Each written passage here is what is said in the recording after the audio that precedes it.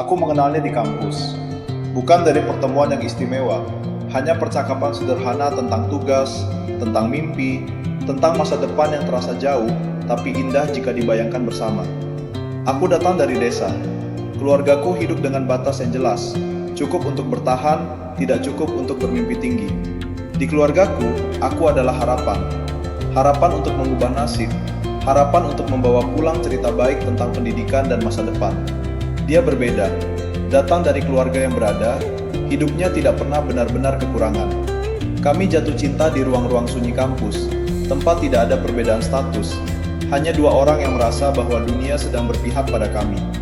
Ketika kami mengutarakan niat untuk menikah, penolakan datang lebih cepat daripada yang kami duga. Orang tuanya tidak setuju, bukan karena aku melakukan kesalahan, tetapi karena aku berasal dari desa. Karena latar hidupku dianggap terlalu jauh dari dunia yang mereka bangun. Aku tidak pernah dimarahi secara langsung, hanya disambut dengan kalimat-kalimat halus yang menutup pintu perlahan. Aku tahu, sejak saat itu, aku bukan menantu yang mereka bayangkan. Di pihak keluargaku, penolakan datang dengan cara yang berbeda. Bukan soal asal-usul, melainkan karena kami belum selesai menempuh pendidikan. Aku adalah harapan keluarga.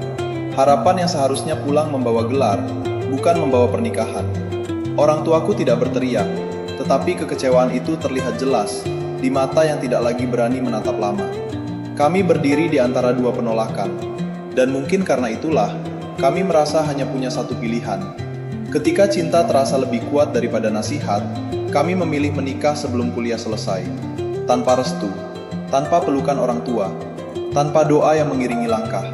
Kami pergi, menjauh dari keluarga masing-masing, membawa keyakinan sendiri, bahwa cinta bisa mengalahkan segalanya.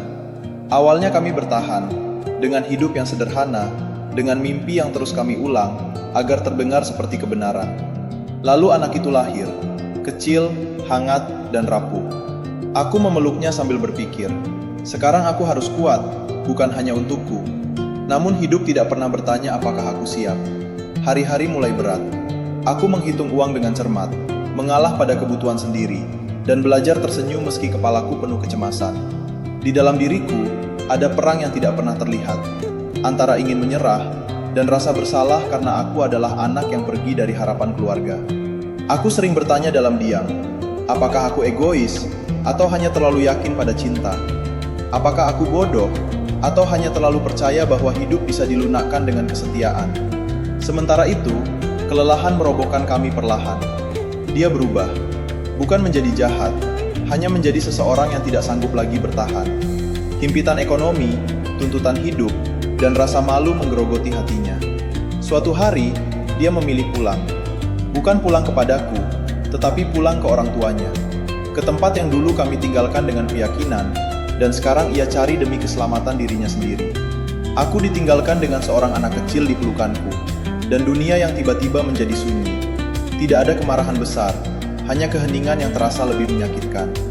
Aku tidak pulang ke keluargaku, bukan karena mereka tidak akan menerima, tetapi karena aku terlalu malu untuk kembali sebagai seseorang yang gagal membawa pulang harapan.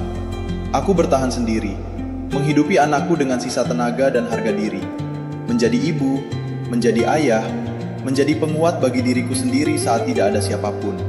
Ada malam-malam di mana aku menangis tanpa suara, karena anakku sudah terlelap. Ada pagi-pagi di mana aku bangun, meski tubuh dan hatiku belum siap.